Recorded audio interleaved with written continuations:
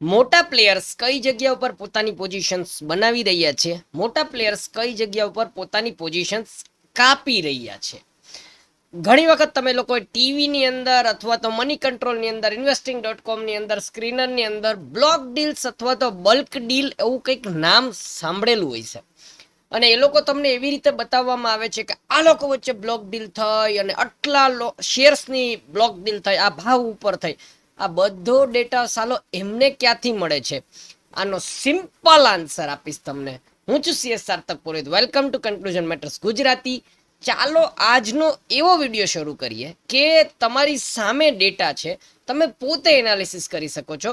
કોઈ પણ ઉપર નિર્ભર રહેવાની જરૂર નથી, છતાં તમે તમારી નિર્ભરતા બતાવો છો. સો આનું સોલ્યુશન શું? લેટ્સ સ્ટાર્ટ ટુડેઝ એપિસોડ, કે જેની અંદર આપણે સમજીશું સ્પેસિફિકલી બ્લોક ડીલ કેને કહેવાય મિત્રો. હવે એનએસસીની સાઇટની અંદરથી તમને ડેટા કઈ રીતે મળશે એની પહેલાં આપણે થોડુંક કાયદાકીય પાસું જાણવું જરૂરી છે કે એનએસસી દ્વારા અથવા તો બીએસસી દ્વારા બ્લોક ડીલ કોને કહેવામાં આવે છે, અને આ બ્લોક ડીલ ઉપરથી તમે કોઈ પણ સ્ટોકની અંદર ઇન્વેસ્ટમેન્ટ કરવું ન કરવું, કયા પ્રાઇસ ઉપર કરવું, અથવા તો એટલીસ્ટ તમે બાયસ લઈ શકશો કે હું આને લઈ શકું છું કે મારે આને વેચવું પડશે. બરાબર? ઓકે, શરૂઆત કરીએ. What is a block deal? તો મેં અહીંયા એનું ડેફિનેશન રાખી દીધી છે.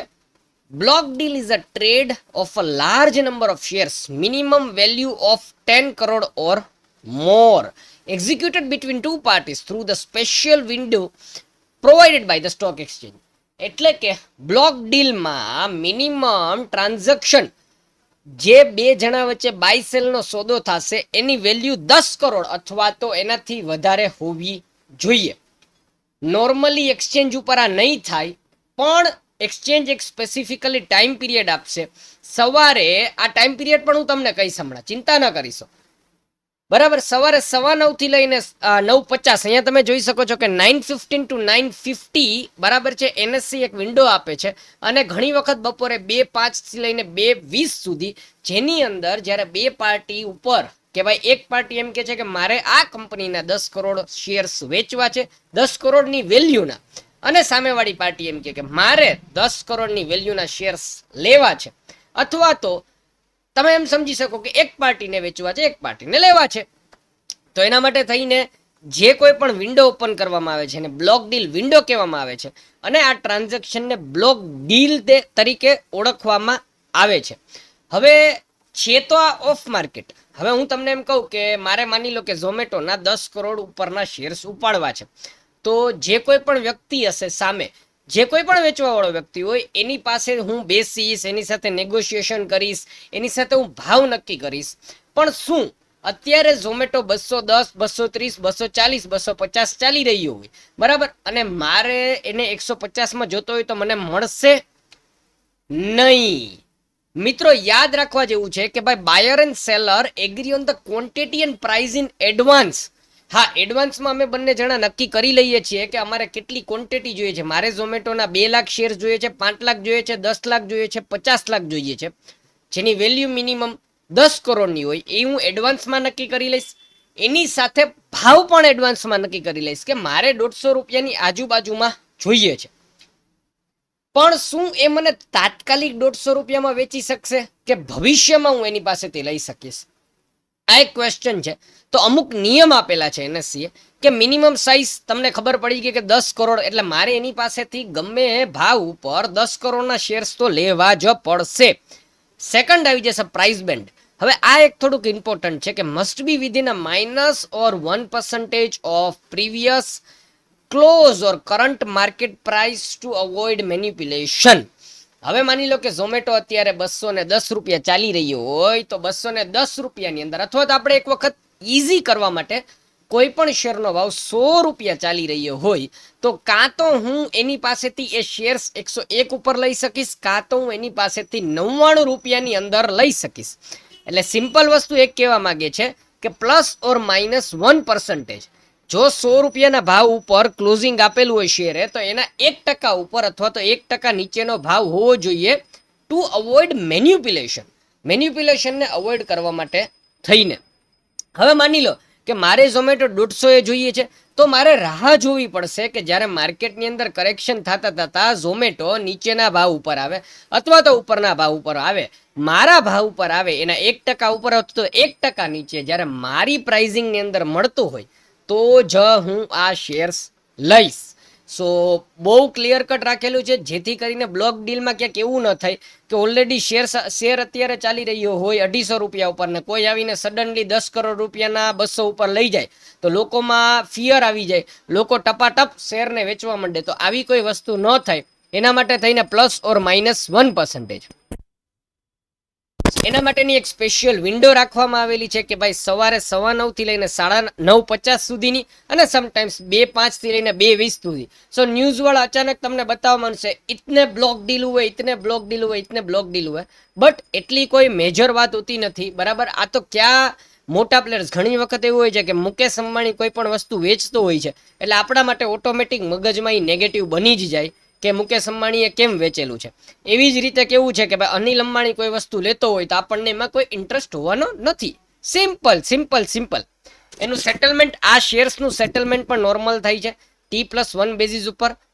અને at the end exchange publish the details, security, client, buy, sell, quantity, price અને વેલ્યુ, બધી વસ્તુ તમને જોવા મળશે. આપણે હવે NSE ની સાઇટમાં જઈએ છીએ. એની પહેલા ખાલી એક વસ્તુ યાદ રાખી લેજો કે block deals are not under SAST. જેને વધારે ટેકનિકલ નોલેજ જોતું હોય તો સેબીના એક રેગ્યુલેશન્સ છે, જેનો વિડીયો હું હમણાં 1-2 દિવસ પછી જ મૂકી દઈશ. Substantial acquisition of shares and take over, એટલે કે ખાલી 10 કરોડના નહીં. તમને શું લાગે છે કે 10 કરોડ બહુ મોટી અમાઉન્ટ છે? 10 કરોડ કોઈ બહુ મોટી અમાઉન્ટ નથી. બરાબર, રિલાયન્સના કોઈ પણ વ્યક્તિ હમણાં 1 લાખ કે 2 લાખ કે 5 લાખ શેર લેવા માટે જાય એટલે આરામથી 10 કરોડથી વધી જાય. તો આની એક રેગ્યુલેશન્સ એવા બનાવેલા છે કે માર્કેટની અંદર 10 કરોડથી લઈ અને ઈ કંપનીના, સાંભળજો, માર્કેટની અંદર 10 કરોડ ઓર મોરથી લઈ અને ઈ કંપનીના 2%, 5%, 10% કે 25% શેર તમે લેવા જાઓ તો ઈ રેગ્યુલેશન્સ છે substantial acquisition of shares and take over regulations. Specifically company secretaries જે હોય છે એમને વધારે આઈડિયા હોય છે. આની અંદર અમુક થ્રેશોલ્ડ આપેલી હોય છે ને એનો ડેટા પણ NSE ની અંદર મળી જાય છે. ચાલો, હવે મેં એસ પ્રોમિસ આપેલું હતું કે બ્લોક ડીલ તો તમને સમજાઈ ગઈ, પણ બ્લોક ડીલનો ડેટા તમને કઈ રીતે મળશે? તો તમારે અહીંયા જવાનું છે, NSE ની સાઇટ સીધી ઓપન કરવાની છે. ચાલો પાછું બતાવી દઉં તમને. NSE ઇન્ડિયા આપણે જ્યારે ઓપન કરીશું તો આપણા માટે આ સાઇટ ઓપન થઈ જશે. અહીંયાથી માર્કેટ ડેટાની અંદર ડેઇલી રિપોર્ટની અંદર જવાનું છે. યાદ રાખજો, માર્કેટ ડેટાની અંદર અહીંયા ડેઇલી રિપોર્ટની અંદર જવાનું છે. અહીંયા નીચે જવાનું છે હિસ્ટોરિકલ રિપોર્ટ્સ. હિસ્ટોરિકલ રિપોર્ટ્સની અંદર તમે જોઈ શકો છો અહીંયા એક સેક્શન આપેલું છે bulk deals, block deals, short selling archives. ઘણી વખત એવું હોય છે કે માર્કેટની અંદર શોર્ટ સેલિંગની અંદર પોઝિશન બનેલી હોય છે, ઘણી વખત બાઇંગ માટે એટલી તેજીની પોઝિશન બનેલી હોય છે. અહીંયા તમને નોર્મલી એક દિવસનો તો ડેટા નહીં મળે. અહીંયા બ્લોક ડીલ સિલેક્ટ કરવાનું છે, બલ્ક ડીલ નહીં, બ્લોક ડીલ્સ. બરાબર, અહીંયા 1 મહિના, 3 મહિના, 6 મહિના, 1 વર્ષ, તમને જે ડેટા જોતો હશે આ ડેટા તમને મળી જશે. આપણે 1 મહિનાનો ડેટા ક્યાંક ને ક્યાંક અથવા તો લાસ્ટ અઠવાડિયાનો સ્ટડી કરીએ. આજે છે 15 સપ્ટેમ્બર 2025. 8 સપ્ટેમ્બર 2025 ભારતીય એરટેલની અંદર ગોલ્ડમેન સેક્સ સિંગાપુર વાળી કંપનીએ ટોટલ 6,34,534 શેર્સ વેચેલા છે 1895 ભાવ ઉપર. આવી જ રીતે ગોલ્ડમેન સેક્સ બેંક એણે બાય કરેલા છે 6,34,000. એટલે એની એક કંપની સિંગાપુરમાંથી એની યુરોપ વાળી કંપનીમાં ખાલી એક હાથમાંથી બીજા હાથમાં વેચાણા છે. તમે સમજી શકો છો. ઝોમેટોની વાત કરીએ તો જો ગોલ્ડમેન સેક્સે, અને બહુ સારી મોટી ફર્મ છે, તમે ગૂગલ કરજો, એણે બસ આ વસ્તુ રિપીટ કરેલી છે. જુઓ તમે, એની સિંગાપુર વાળી એન્ટિટીમાંથી યુરોપ વાળી એન્ટિટીમાં એણે 83,000 ઝોમેટોના શેર્સ વેચ્યા છે. હવે અલગ અલગ તમને મળી જશે. અત્યારે આ બધી જો હવે અલગ એક કંપની આવી HCL ટેકનોલોજીસે કેપિટલ ફોરેન